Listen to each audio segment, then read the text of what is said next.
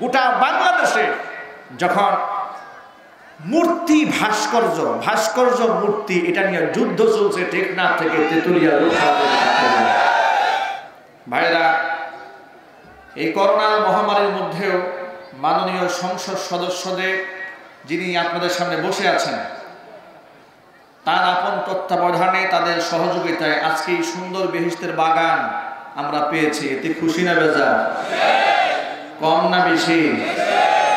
বাংলাদেশের বর্তমান পরিস্থিতিতে সংসদ সদস্যরা এখন বর্তমানে মাহফিলে আসতেও ভয় পান, অনেকেই ভয়ে আসেন না। এর কয়েকটা কারণ রয়েছে।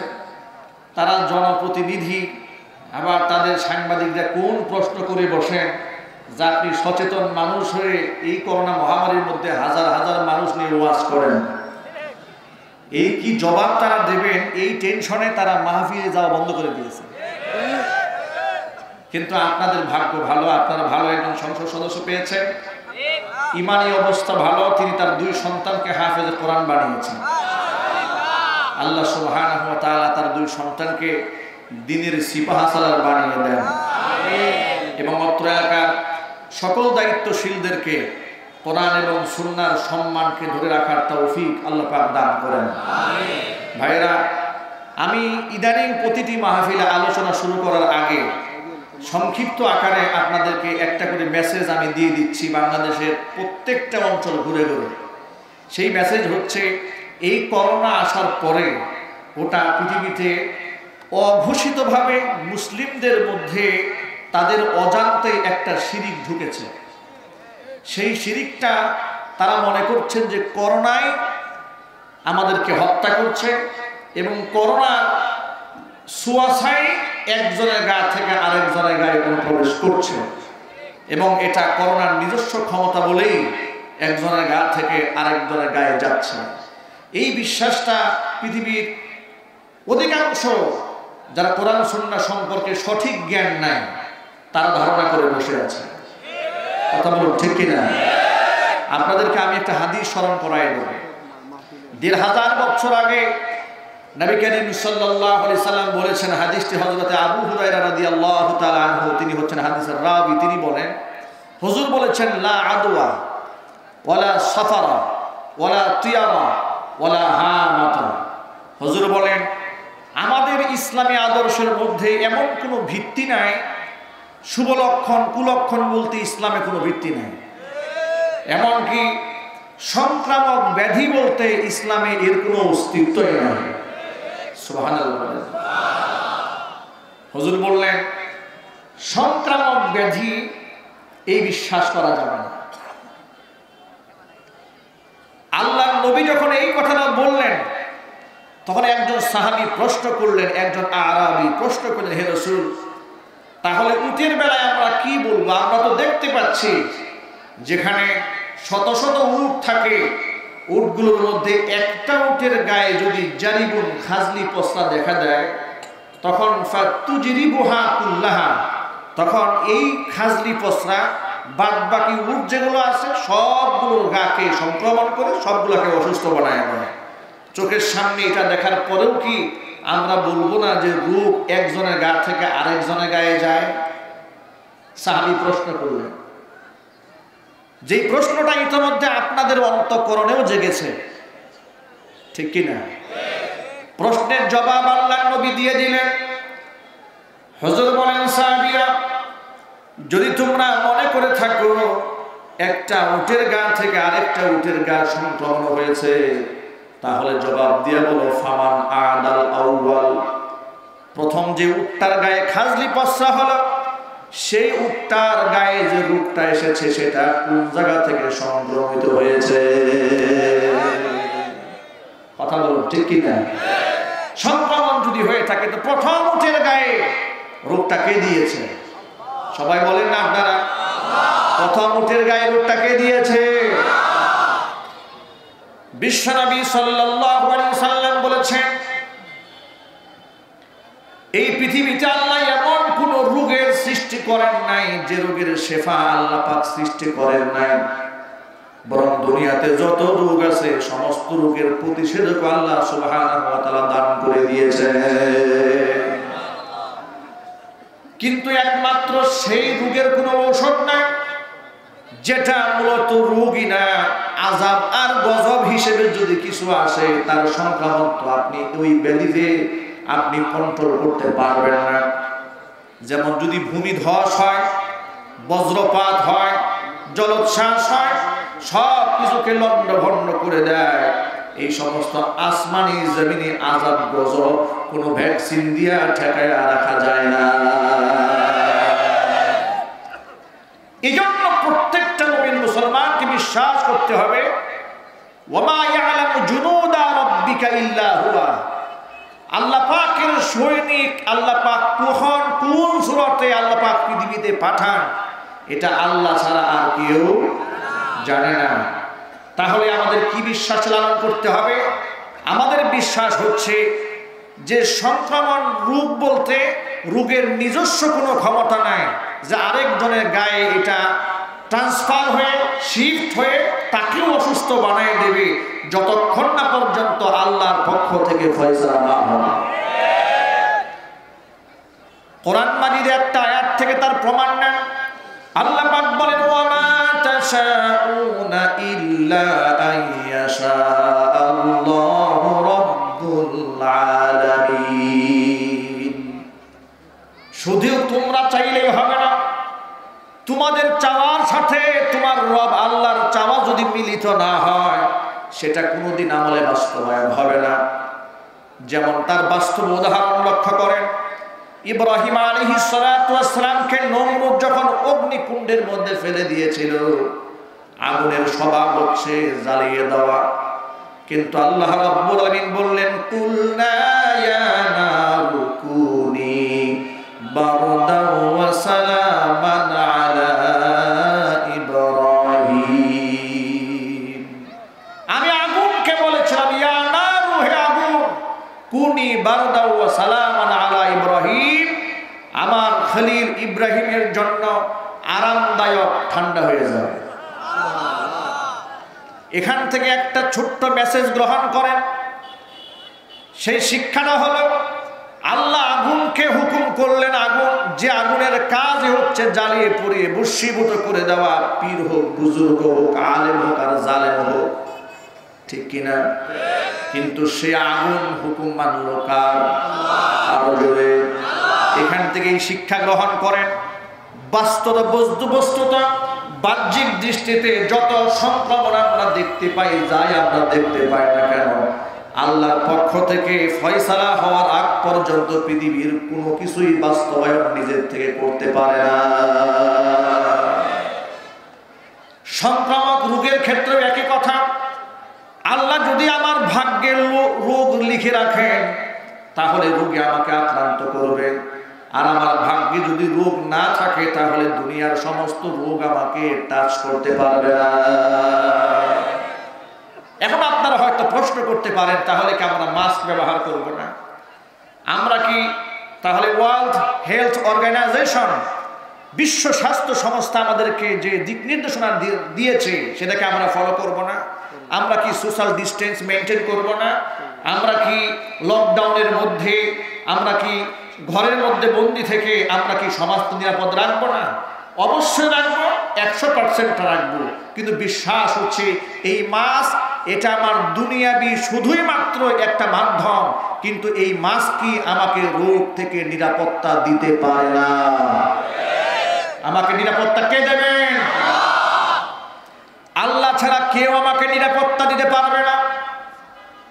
যতই আমি দূরত্ব বজায় রাখি না কেন, সোশ্যাল ডিস্টেন্স যতই আমি বজায় রাখি না কেন, যতই আমি মাস্ক ব্যবহার করি না কেন, আজকে এই বিগত 6টা মাসের মধ্যে করোনা দুনিয়াতে এসে মানুষকে অনেক কিছু শিখিয়েছে। যদি মানুষ এখান থেকে নিতে পারে, আমরা যারা ঘন ঘন মসজিদে যাতায়াত করি, লক্ষ লক্ষ মানুষের ভিড়ে আমরা যারা উঠা বসা করি, তাদের দিকে তাকায় দেখেন, বাংলাদেশের এমন প্রভাবশালী, গোটা পৃথিবীর মধ্যে এমন প্রভাব প্রতিপত্তিশীল যারা ঘনবসতি এলাকায় যায় না, যারা মানুষের সাথে মুসাফা করে না, ওই সমস্ত বড় বড় লিডারদেরকেও করোনায় ধরে ফেলেছে। জোরে জোরে বলুন ঠিক কিনা?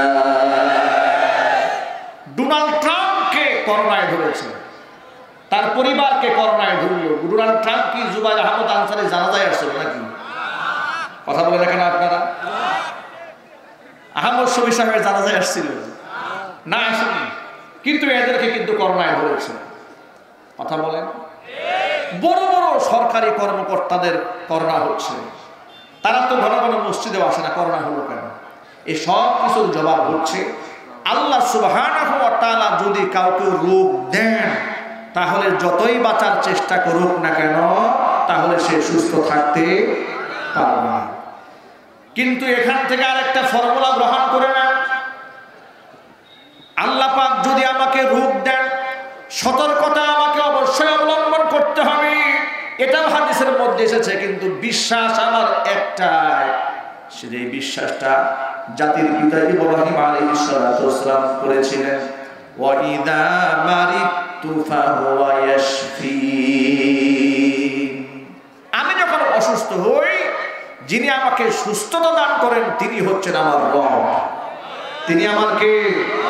তিনি আমার রব। এটা আমাদের বিশ্বাস, এটা আমাদের ঈমান, এটা আমাদের আকীদা। ও যুবক ভাইয়েরা আমার, ৩-৪ দিন আগে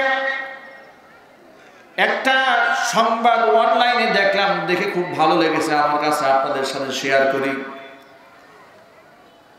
কাঁচা বাজারে দোকানদারি করে এক দোকানদার চাচা, সম্ভবত আড়তে আলুর ব্যবসা করেন।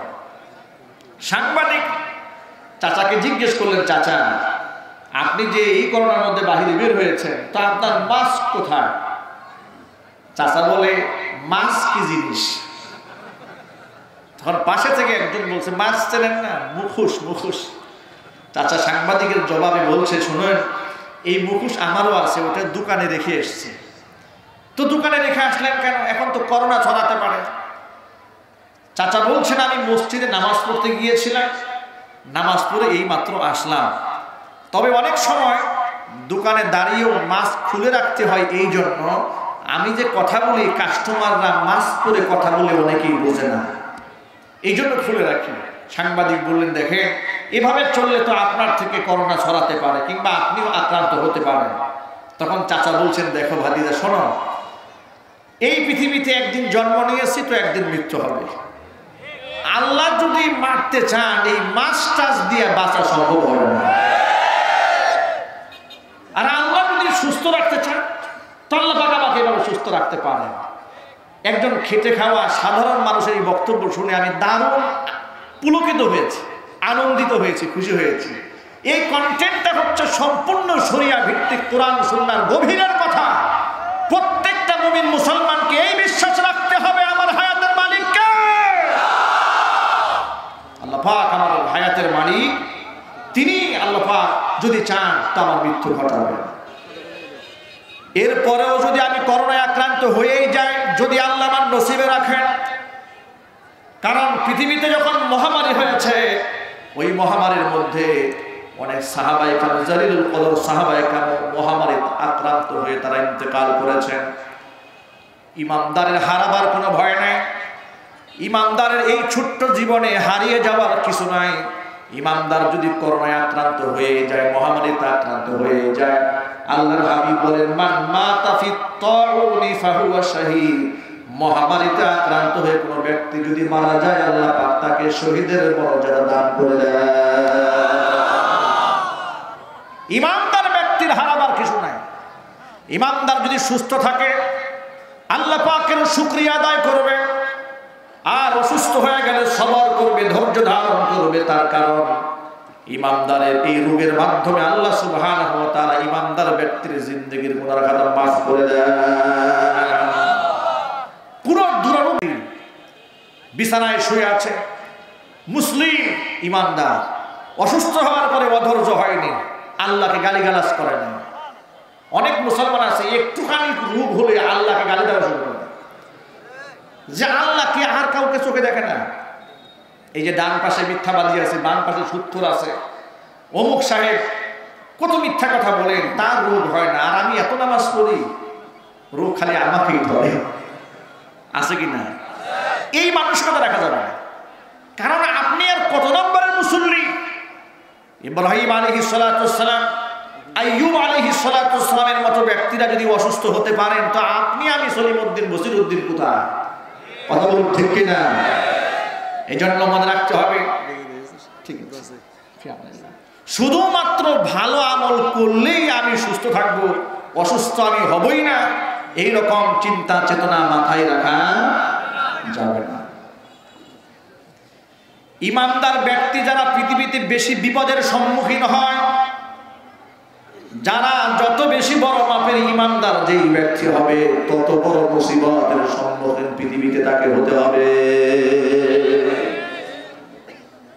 মুনাফিকের কোনো পরীক্ষা নাই, মুনাফিকের কোনো দুশমন থাকে না দুনিয়াতে, কারণ মুনাফিক সবার কাছেই ভালো থাকতে চায়। কথা বলেন ঠিক কিনা? মুনাফিকরা হচ্ছে মুযারযাবিনা বাইনা যালিকা লা ইলাহা উলাই ওয়া লা ইলাহা উলা। মুনাফিকরা যে কোন দলের এটা মুনাফিক নিজেও জানে না। বেঈমানদের কাছে গিয়া বেঈমানদের সুরে কথা বলে, ইমানদারদের কাছে গিয়া ইমানের সুরে কথা বলে। এই চরিত্র যাদের, দাড়িও যদি থাকে, জুব্বাও যদি থাকে, পাগড়িও যদি থাকে, নিঃসন্দেহে তাকে মুসলমান বলা যায় না, মুনাফিক ছাড়া আর কিছুই হতে পারে না।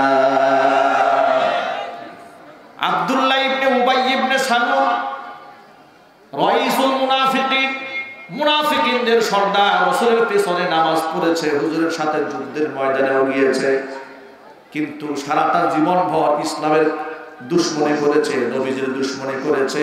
উহুদের ময়দানে 300 সাথীকে নিয়ে জিহাদের ময়দান থেকে পালায়ে গিয়েছে, যুগ যুগ ধরে ইসলামের ক্ষতি সাধন করেছে। যখন ইসলামের ঐক্যের প্রয়োজন, ঠিক ওই সময় যারা বাতিলের সুরে কথা বলে, যারা বাতিলদের শক্তি সঞ্চার করে, তারা হচ্ছে আব্দুল্লাহ ইবনে উবাই ইবনে সালুল, মুনাফিকের যে সর্দার ছিল তার উত্তরসূরি। মুনাফিক দেশে আছে না নাই? আরো যদি বলতে হবে আছে না নাই? মুনাফিক আছে। ও যুবক ভাইরা আমার, এই জন্য দিনের মধ্যে দৃঢ় বিশ্বাস লালন করেন। প্রথমত বিশ্বাস হচ্ছে আমাকে সুস্থতা রাখার মালিক কে? আমাকে অসুস্থতা দেন কে?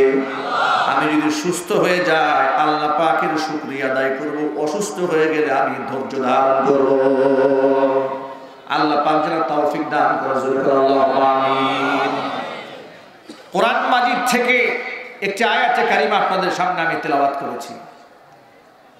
কোরআন মাজিদের যে আয়াতখানা আমি তেলাওয়াত করেছি, আল্লাহ সুবহানাহু ওয়া তাআলা এই আয়াতের মধ্যে বলছেন 4টি গুণ, 4টি কোয়ালিটি যদি কোনো মুমিন মুসলমানদের মধ্যে থাকে, সেই ব্যক্তি হচ্ছে মুহসিন।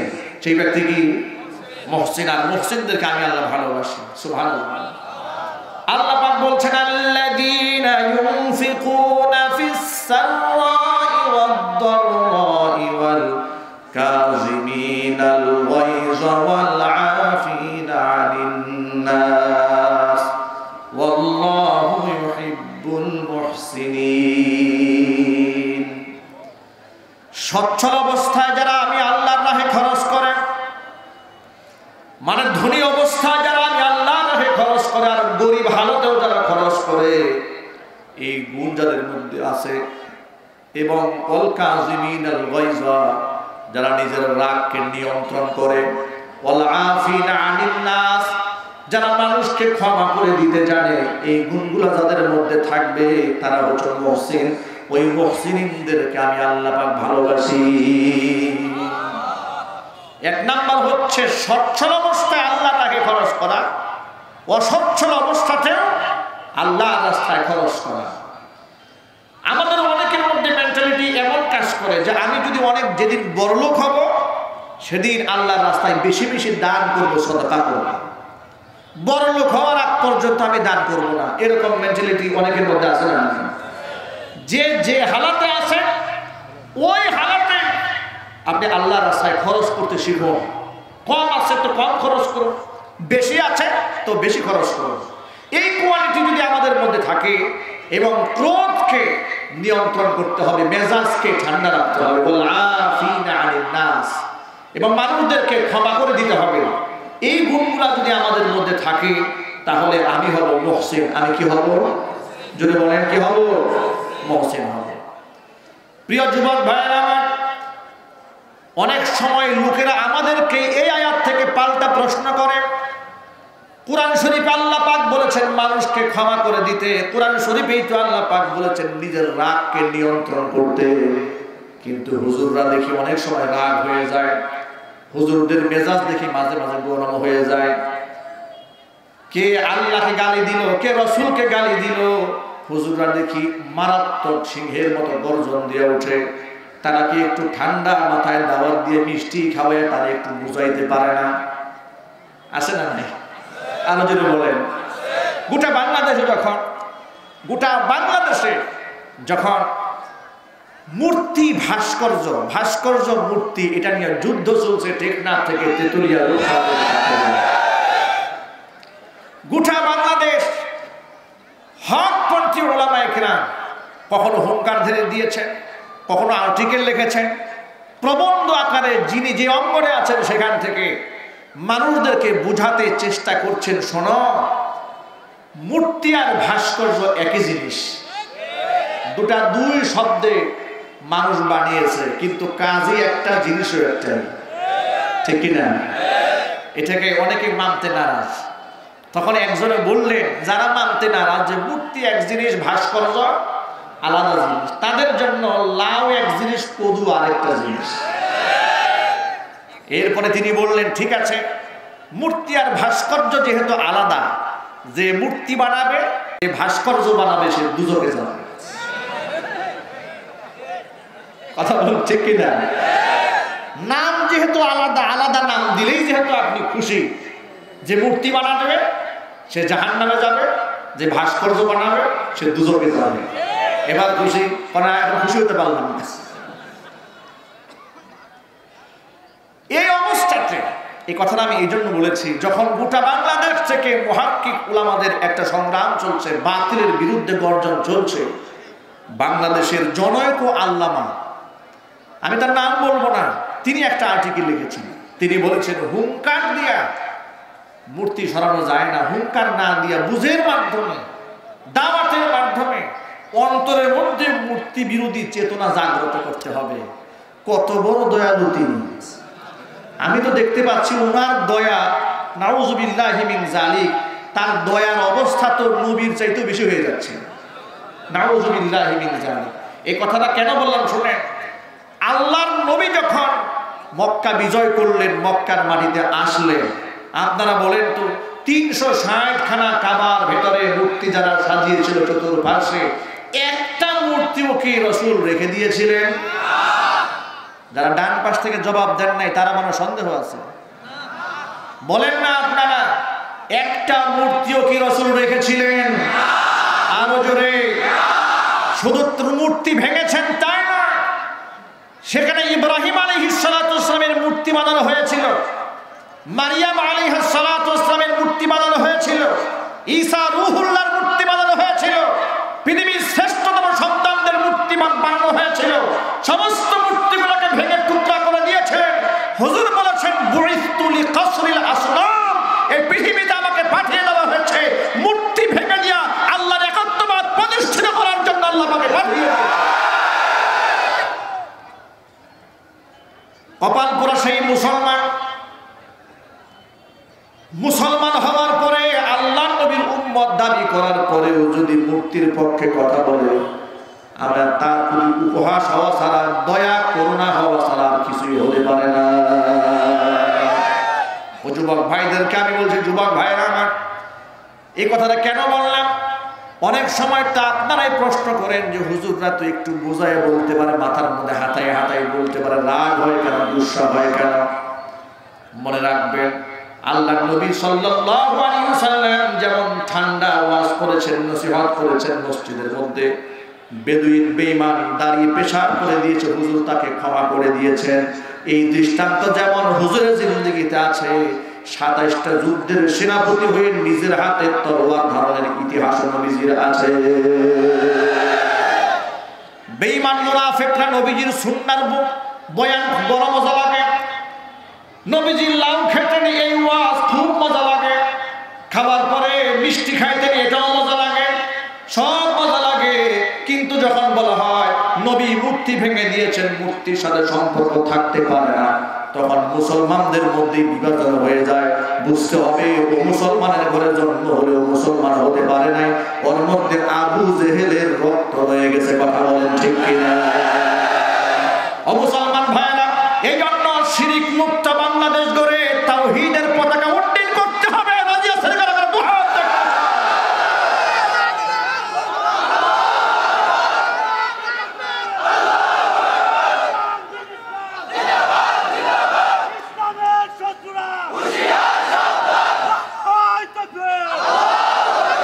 ও ভাইরা আমার, সঠিক মেসেজ শুনে রাখেন। আল হুব্বু ফিল্লাহ ওয়াল বুগযু ফিল্লাহ। আমি কাউকে ভালোবাসবো তো আল্লাহর জন্য ভালোবাসবো। কারো প্রতি যদি আমার ক্ষোভের সৃষ্টি হয়ে যায়, সেই ক্ষোভটাও হবে আল্লাহর জন্য। যদি বলুন ঠিক কিনা? কারণ হলো, যেই ব্যক্তি আমার রাসূলকে ভালোবাসে না, যেই ব্যক্তি আমার আল্লাহকে ভালোবাসে না, যেই ব্যক্তি আমার ইসলামকে ভালোবাসে না, তাকে এমন দায় আমার সারে নাই। তাকে মহব্বত করতে হবে, তার সাথে আমার প্রেম করতে হবে। এই ইসলাম আমাকে আদর্শ শিখায় দেয় নাই, বরং কুরআন মাজিদ আল্লাহ পাক বলেন, লা তাজিদু কওমান ইউমিনুনা বিল্লাহি ওয়াল ইয়াউমিল আখির ইউআদ্দুনা মান হাদ্দাল্লাহা ওয়া রাসূলাহু ওয়ালাউ কানু আবাহুম আও আবনাহুম আও ইখওয়ানাহুম আও আশীরাতাহুম উলাইকা কাতাবা ফি কুলুবিহিমুল ঈমান।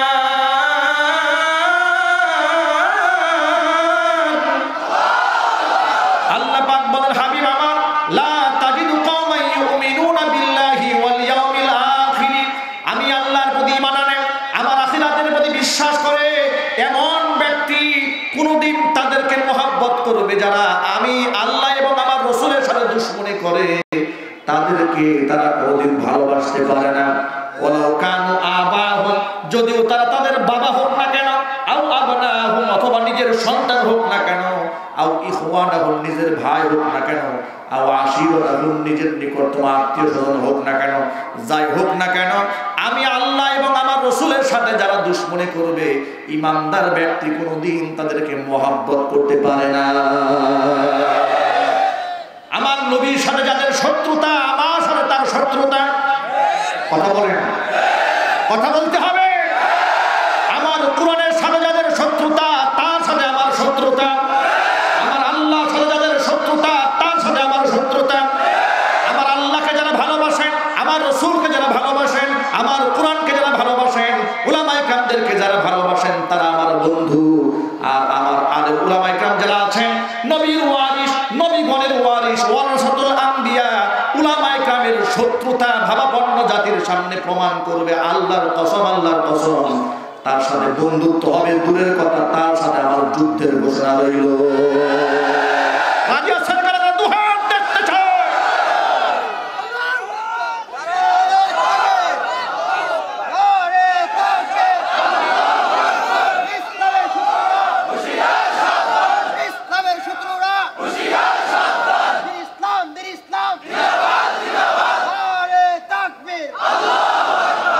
আমি কাউকে ভালোবাসবো কার জন্য? কারো প্রতি গুসা হবে কার জন্য?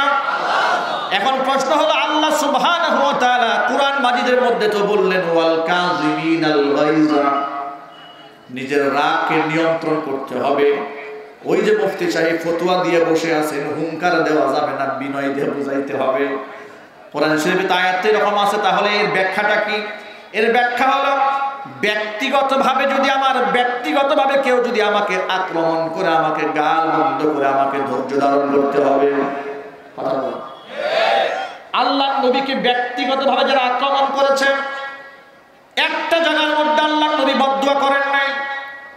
আপনি ভালো করে লক্ষ্য করেন, হুজুর যখন সাফা পাহাড়ের উপর দাঁড়িয়ে বলেছিলেন, ইয়া আইয়ুহান নাসু কুলু লা ইলাহা ইল্লাল্লাহ তুফলিহুন, এই দাওয়াত যখন হুজুর দিলেন, তখন হুজুরের চাচা বলল, তাব্বান লাকা ইয়া মুহাম্মদ আলী হাদা দাওতানা।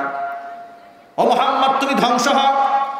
সাত সকালে এই কথা বলার জন্য সাফা পাহাড়ের পাদদেশে আমাদেরকে ডেকেছ।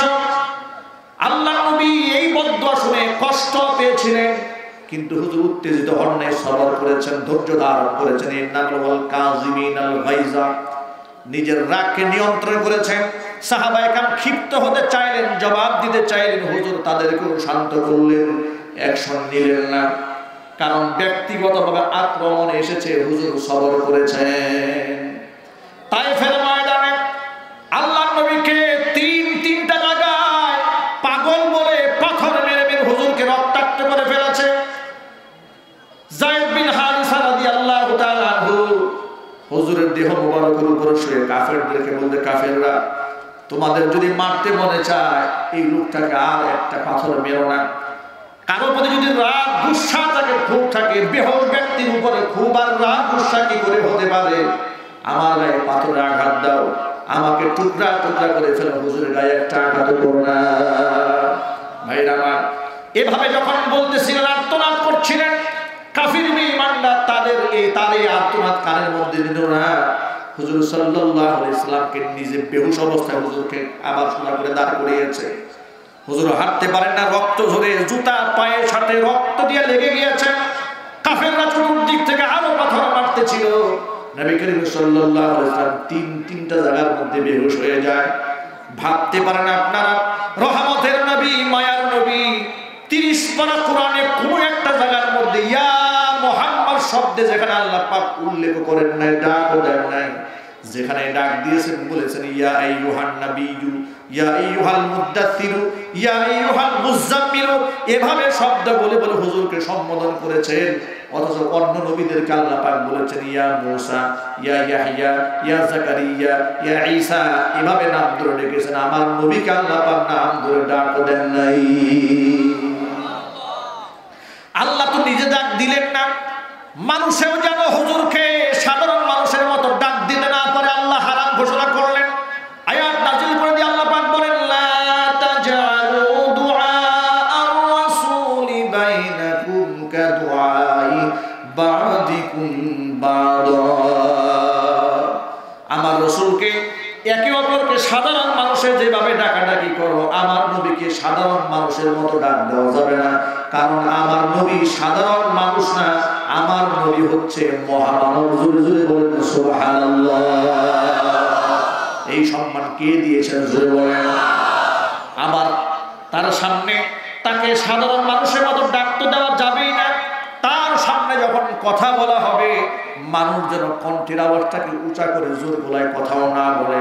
আল্লাহ পাক কোরআন মাজিদের মধ্যে বলছেন, ইয়া আইয়ুহাল্লাযীনা আমানু লা তারফাউ আসওয়াতাকুম ফাওকা সাওতিন নাবিয়্যি ওয়া লা তাজহারু লাহু বিল কওল ওয়া লা তাজহারু লাহু বিল কওলি কাজহরি বা'দিকুম লিবা'দিন আন তাহবাতা আ'মালুকুম ওয়া আনতুম লা তাশউরুন।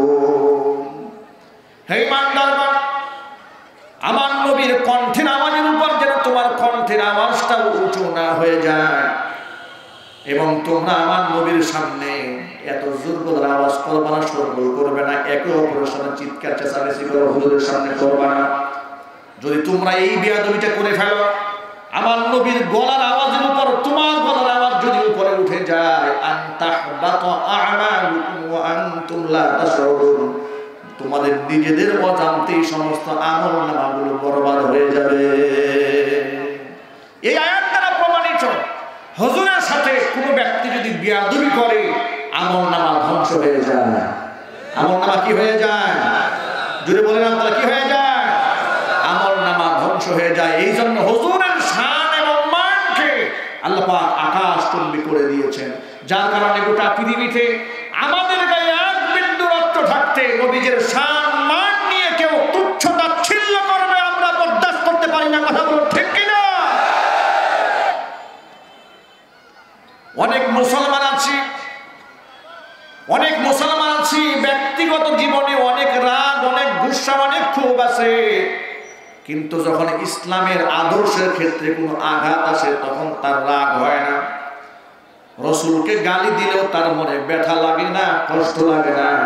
এখন আপনি বলতে পারেন ব্যথা লাগলো না, আপনি কেমনে বুঝলেন?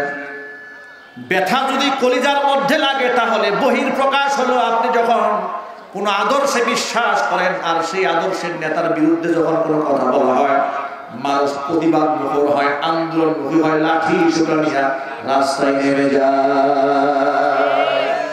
আপনি তো মুসলমান, রাসূলকে ব্যঙ্গ করা হয়েছে, রাসূলকে গালি দেওয়া হয়েছে, ম্যাক্রো রাসূলকে কার্বন বানিয়েছে, আলেমরা মিছিল করলেন, সাধারণ মুসলমান মিছিল করলেন। আপনি যে এলাকার মধ্যে খ্যাতনামা নামদারি মুসলমান, সেই মিছিলের কাতারে মুসলমান আপনাকে দেখতে পাই নাই, প্রমাণ আপনি নামধারী মুসলমান, মুনাফিক ছাড়া কিছু নয়।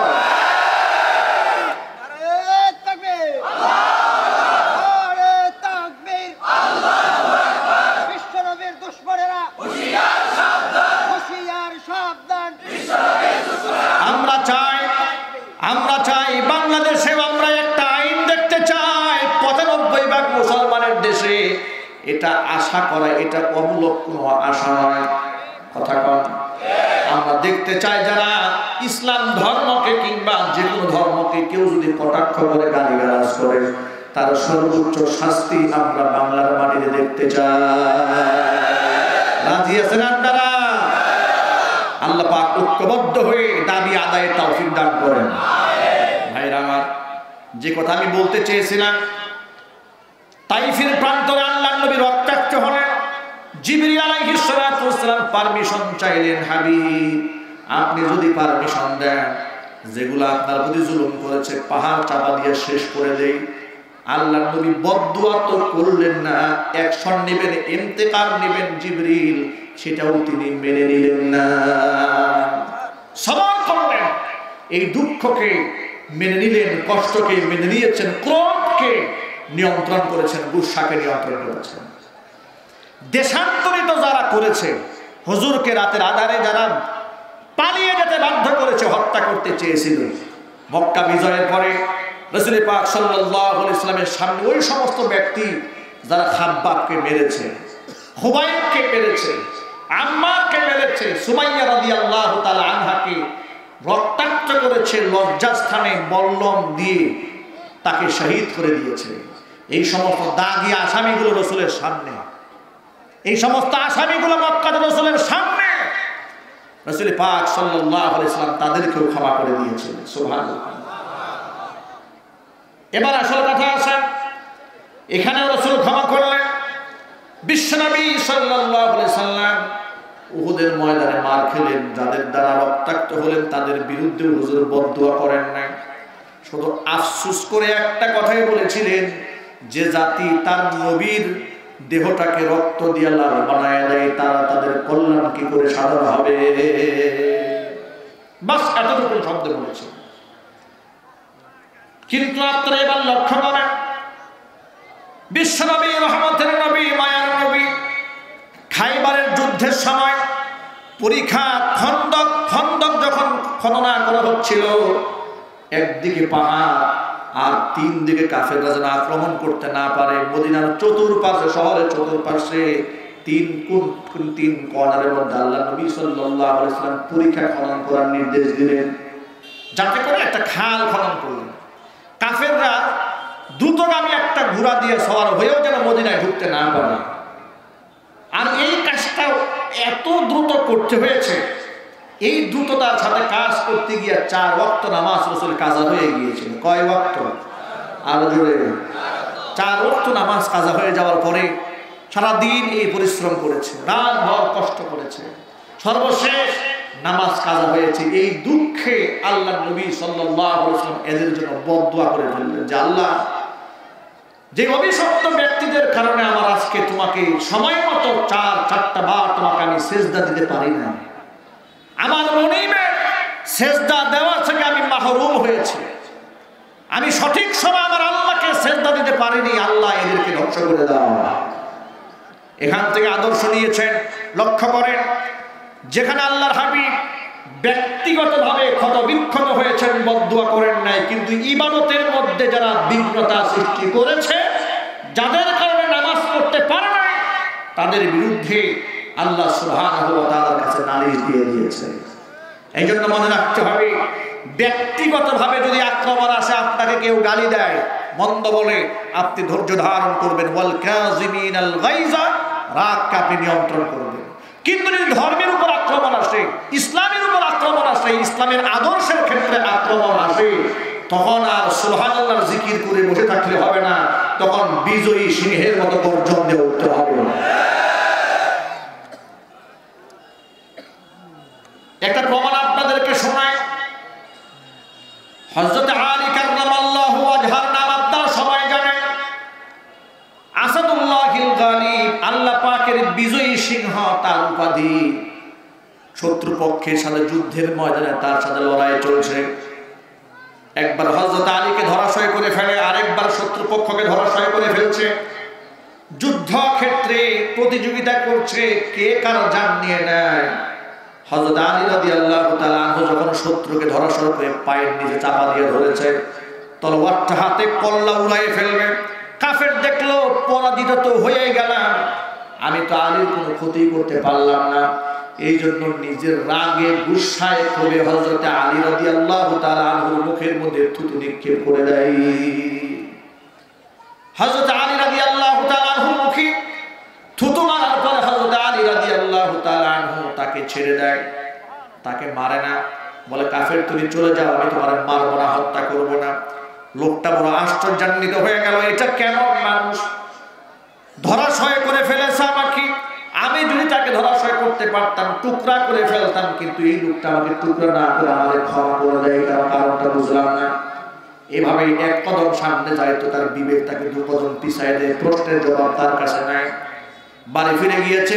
যুদ্ধ শেষ হয়ে যাওয়ার পরে হযরত আলী কাররামাল্লাহু ওয়াজহার কাছে লোকটা এসে জিজ্ঞেস করলো, আলী, তোমার কাছ থেকে আমি জবাব চাই, যুদ্ধের ময়দানে আমাকে ধরাশয় করার পরে তুমি আমাকে ক্ষমা করলে কেন, মারলে না কেন? হযরত আলী রাদিয়াল্লাহু তাআলা বলেন, আল্লাহর বান্দা শোনো, মুসলমান কাউকে জবাই করে, হত্যা করে, লড়াই করে, কাউকে কল্লা উড়ায় দেয়, নিজের রাগের কিংবা গুসার কারণে নয়। এই রাগটা হয় আল্লাহর জন্য। কার জন্য? আমি যখন তোমার সাথে লড়াই করতেছিলাম, এই রাগটা ছিল দ্বীনি রাগ, এই আক্রোশটা ছিল ধর্মীয় আক্রোশ। কিন্তু যখন তুমি আমার মুখের মধ্যে থুতু মেরে দিলা, ওই আক্রোশটা শুধুমাত্র আমার ধর্মীয় আক্রোশ না হয়ে ব্যক্তিগত আক্রোশে পরিণত হয়ে গেল। আমার তোমার প্রতি এত জেদ হলো, এত ক্ষোভ আমার মনের মধ্যে সৃষ্টি হলো, ওই অবস্থায় যদি আমি তোমাকে হত্যা করতাম, পৃথিবীর কেউ যদি নাও জানে, আমার মনের হালাতটা তো আমার আল্লাহ জানে। কিয়ামতের মাঠে আল্লাহ পাক যদি আমাকে জিজ্ঞেস করেন, আলী রে, লোকটাকে হত্যা করেছিলে কেন, আমি কি জবাব দেব? আমি তো বলতাম, আল্লাহ তোমার দ্বীনের জন্য আমি তাকে হত্যা করেছি। আল্লাহ হয়তো প্রশ্ন করতেন না, শুধুমাত্র দ্বীনের জন্য না, শাহওয়াতে নাফস, তোমার মনের মধ্যে খাহেশ জন্মাইছিল, ওর প্রতি জিদ সৃষ্টি হয়েছিল, তাকে হত্যা করার জন্য, নিজের খাহেশ মেটাবার জন্য তাকে হত্যা করেছিলে।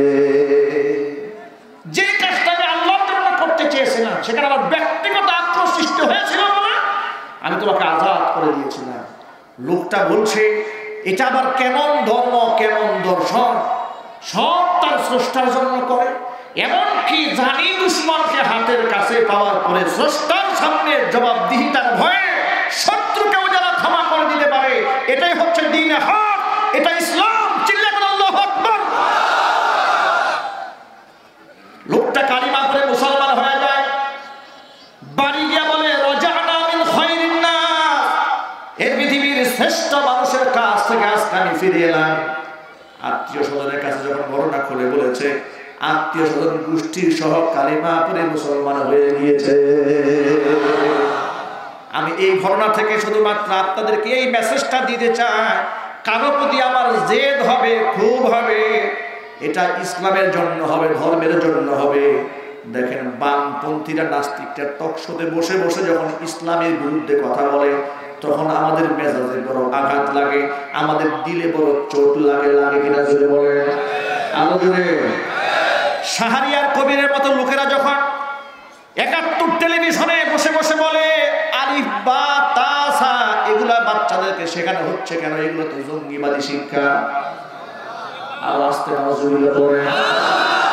শামসুদ্দিন মানিকের মতো সাবেক বিচারপতি, যদি এমন কথা বলেন যে টাকনুর উপরে কাপড় পরতে বলা এটা হচ্ছে জঙ্গি এবং তালেবানি শিক্ষা, মেয়েদেরকে পর্দায় চলার কথা বলা এটা হলো তালেবানি শিক্ষা, জঙ্গিবাদী শিক্ষা।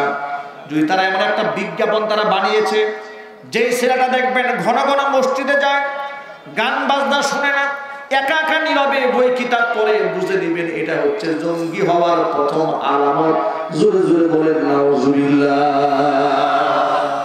এই বিজ্ঞাপনটা যে বানিয়েছে এরা যে নাস্তিক, এরা যে রাষ্ট্রের দুশমন, মুসলমানের দুশমন, আর সন্দেহ আছে?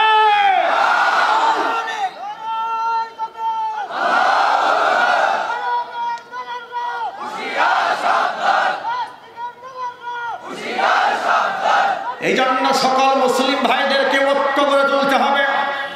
সকল ভাইদেরকে বলি, ভাইরা মুসলমানদের দেশে বসবাস করব, আমার সন্তান আলিফ বা তা শিখবে, আমার সন্তান কোরআন শিখবে, এটা আমার অধিকার, এটা আমার রাষ্ট্রীয় অধিকার, এটা আমার সাংবিধানিক অধিকার।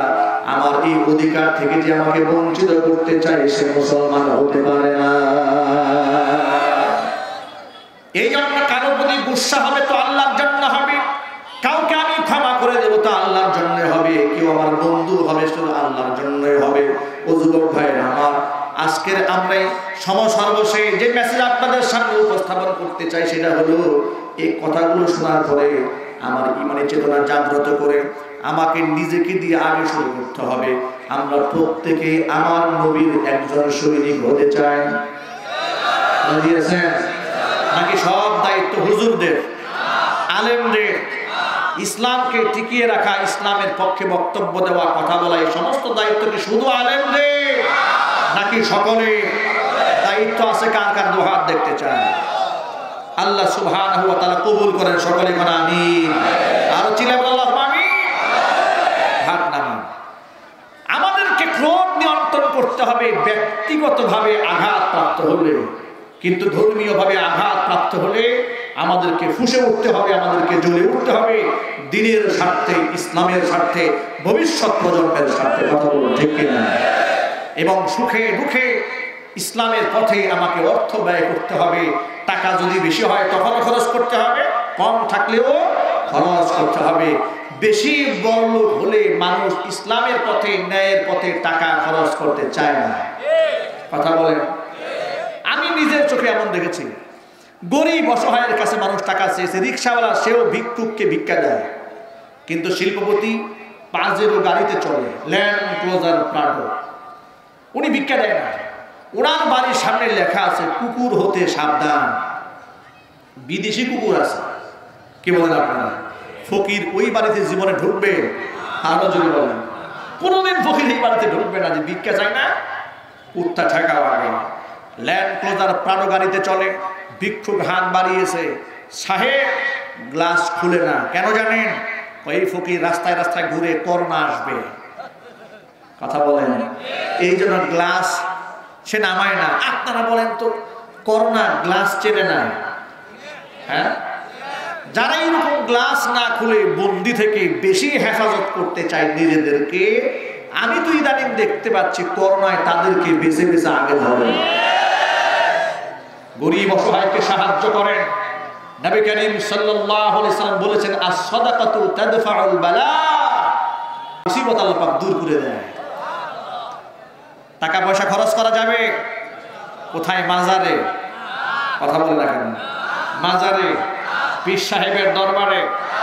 কয়েকদিন আগে দেখলাম একজন একটা গান বাজাচ্ছে, কাওয়ালি গান, জামাকে দুজকে ঠেলে দে, কিন্তু মরার পরে আমার কাফনের গায়ে আমার পীর সাহেবের নাম লিখে দে। মুসলমান না কাফের? আরো জোরে। কোনো সন্দেহ আছে নাকি? না, কোনো সন্দেহ নেই। এই কুফরি হালাত থেকে আমাদেরকে বের হয়ে আসতে হবে। ইতিমকে দান করুন, এলাকার মধ্যে গরিব অসহায়কে সাহায্য করেন, বিধবা থাকলে তাকে সাহায্য করেন। বিশ্বনবী বলেন, আস-সাঈ আলাল আরমিলাতি ওয়াল মাসাকিন কাল মুজাহিদি ফি সাবিলিল্লাহ।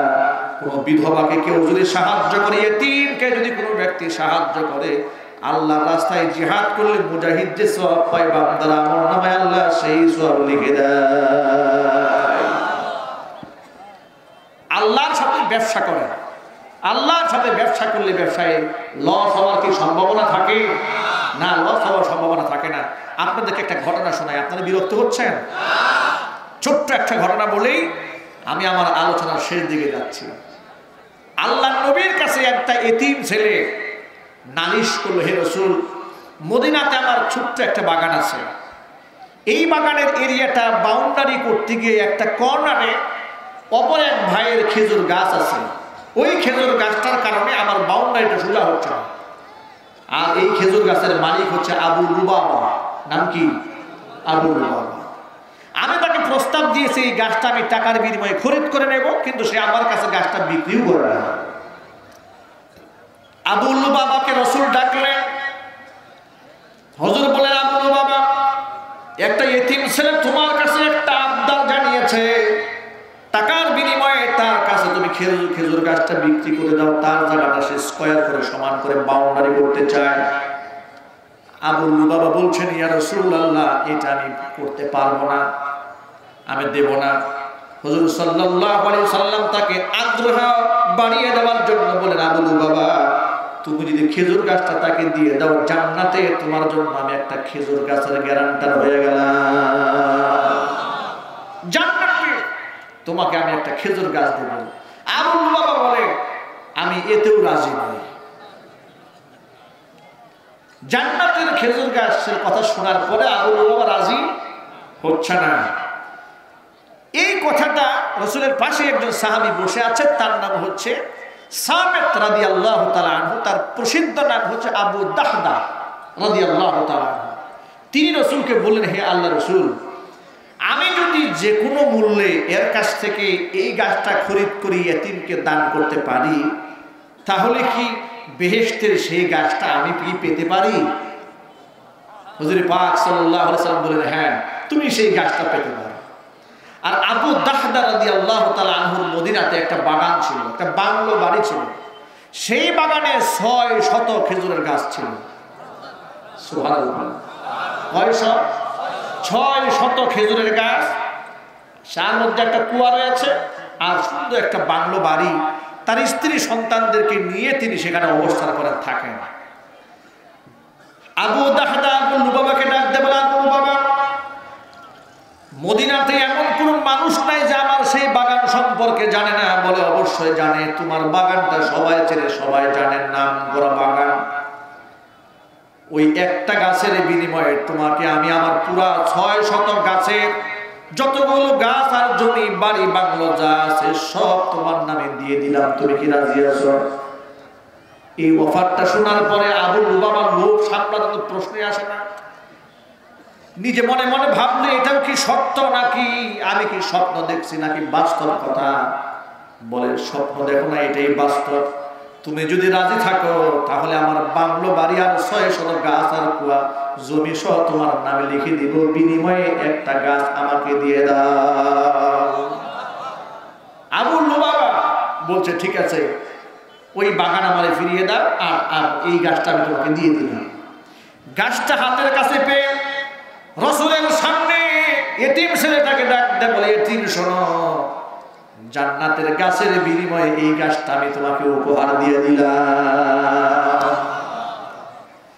আল্লাহর নবীর কাছে গিয়ে এবার আবু লুবাবা যখন তার কাছ থেকে বিনিময় হয়ে গেল, আবু দাহদা রাদিয়াল্লাহু তাআলা আনহু হুজুরের কানের কাছে গিয়ে বলেন, নবীজি, আমি কি এখন জান্নাতের সেই খেজুর গাছের মালিক হয়েছি?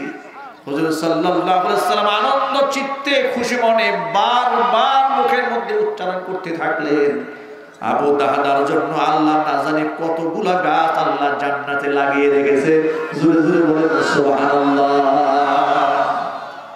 আবু দাহদা বাড়ি ফিরে গেলেন, স্ত্রী সন্তানদেরকে ডাক দেয়, বলে, বিবি, ঘর থেকে বের হয়ে যাও, এই বাড়ি ছাড়তে হবে, এই বাড়ি আমি বিক্রি করে দিয়েছি।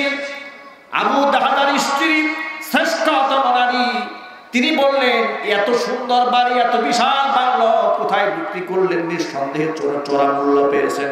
বলে, হ্যাঁ, এত বেশি মূল্যে আমি এই বাড়ি বিক্রি করে দিয়েছি, তার চেয়ে দামি সম্পদ পৃথিবীতে আর নাই।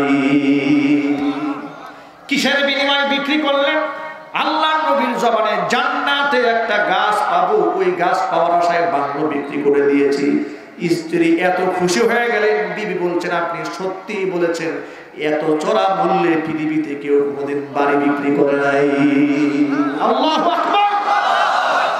এত চড়া মূল্যে দুনিয়াতে কেউ কোনোদিন বাড়ি বিক্রি করে নাই, যত চড়া মূল্যে আপনি বাড়ি বিক্রি করে দিয়েছেন।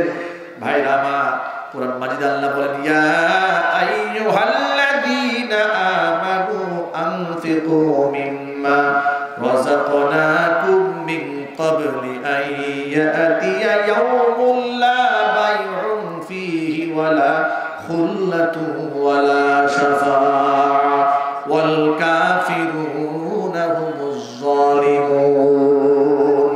হে ঈমানদারগণ, ওই দিন আসার আগে আমি আল্লাহর রাস্তায় খরচ করো, যেদিন কোনো শাফাআতের সুযোগ থাকবে না, যেদিন কোনো বন্ধু বান্ধব থাকবে না। এই জন্য নিজের জান, নিজের মাল, নিজের হাতে আল্লাহর রাস্তায় খরচ করতে হবে। আল্লাহ যেন কবুল করেন। সন্তানের জন্য রেখে গেলাম, আমার সন্তান আমার পক্ষে আল্লাহর রাস্তায় খরচ করবে, কোনো গ্যারান্টি আছে? কোনো সিউরিটি আছে? এই জন্য মাল সম্পদ আল্লাহর পথে আমরা খরচ করতে চাই। আল্লাহ পাক যেন সেই তৌফিক আমাদের সকলকে দান করেন। আল্লাহ সুবহানাহু ওয়া তাআলা বিপদে মুসিবতে সবর করার তৌফিক আমাদেরকে দান করেন। প্রিয় ভাইরা, আমার লিখিত ছোট্ট একখানা কিতাব, দেশ বিদেশ থেকে অসংখ্য মা বোনেরা, অনেক ভাইয়েরা আমাদেরকে প্রশ্ন করেন মাসআলা জানার জন্য। এত প্রশ্নের জবাব মাইকের সামনে কিংবা মোবাইলে দেওয়া সম্ভব হয় না বিধায় বাস্তবতার নিরিখে জীবন ঘনিষ্ঠ বেশ কিছু প্রশ্নের জবাব এবং